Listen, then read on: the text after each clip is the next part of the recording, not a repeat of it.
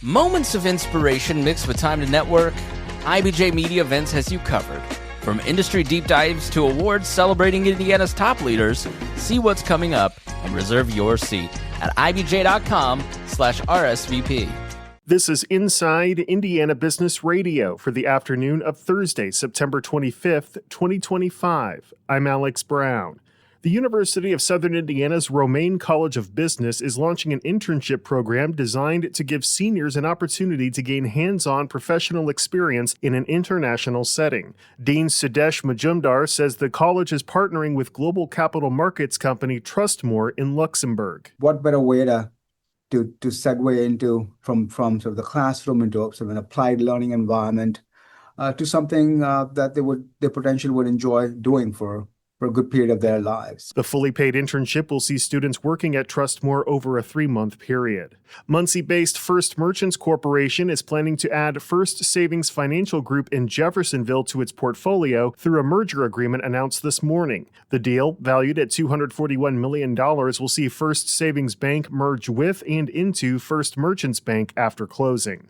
The Indiana Utility Regulatory Commission has given the green light for Merrillville-based Northern Indiana Public Service Company to establish a new subsidiary designed to provide power to data centers. Genco is believed to be the first in the country to be spun off by a utility company for the sole purpose of dealing with large load customers. From the number one source for Indiana business news, this is Inside Indiana Business Radio. Thanks for listening to this IBJ Media podcast. You're probably going to remember this ad. Do you know why?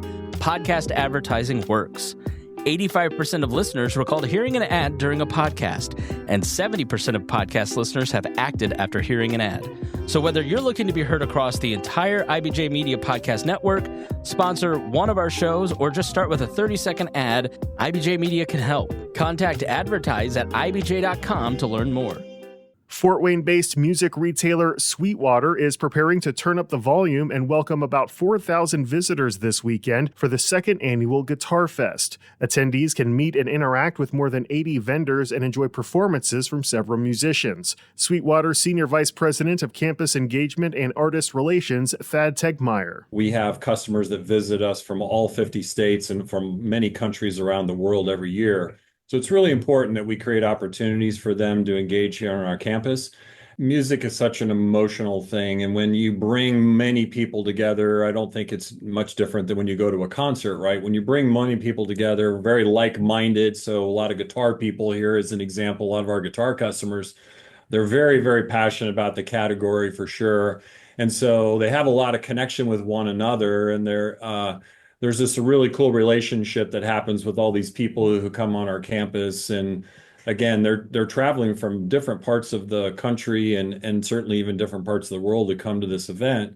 And for them to get gathered here, I think creates a really special feeling. And we get to experience that, which is really a lot of fun for us. There will also be a display of guitars on loan from the Rock and Roll Hall of Fame, including guitars from Slash, Nita Strauss, and Zakk Wylde, as well as other activities. A nonstop transatlantic flight schedule between Indianapolis and Ireland that was launched in May will be expanded during the summer travel season next year. Indianapolis International Airport announced Thursday that the route from Indy to Dublin Airport is on pace to exceed more than 20,000 total passengers by the end of September. Due to the response, Aer Lingus plans to add an extra weekly flight between the cities on Thursdays starting April 13th and continuing through the summer. As previously announced, the Indianapolis-Dublin route will not operate in January and February. Indiana is home to more than 50 Ireland-based businesses. The Indiana Economic Development Corporation Board of Directors on Wednesday approved the first projects set to receive funding to address blighted properties through the Regional Economic Acceleration and Development Initiative. The 17 projects will share in $131 million, which comes from an allocation provided by Indianapolis-based Lilly Endowment for Ready 2.0 to specifically address blight reduction.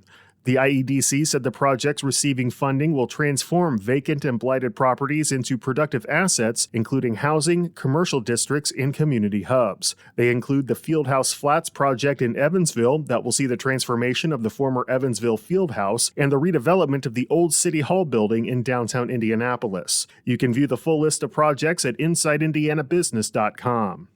Ivy Tech Community College President Marty Polio is this week's guest on the Business and Beyond podcast with Gary Dick, presented by PNC, a weekly conversation with high-profile Hoosiers in business, sports, and entertainment, and beyond. Available now on the IBJ Media app or your favorite podcast provider. I'm Alex Brown for Inside Indiana Business Radio on Demand. I'm Tiffany Souter, mom of four, wife, entrepreneur, and host of the Life of And podcast. For years, I built my life with brute force, a successful business, a growing family, and absolutely zero margin.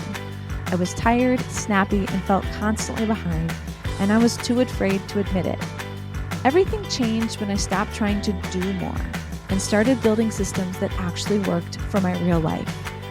If you too are craving more peace, more presence, and just more time for you, I'd love for you to join me on the Life of And. Subscribe now on your favorite podcast app or listen at ibjpodcast.com. On the go? So are we. Get the IBJ Media app, your all-in-one news source for Indiana business news.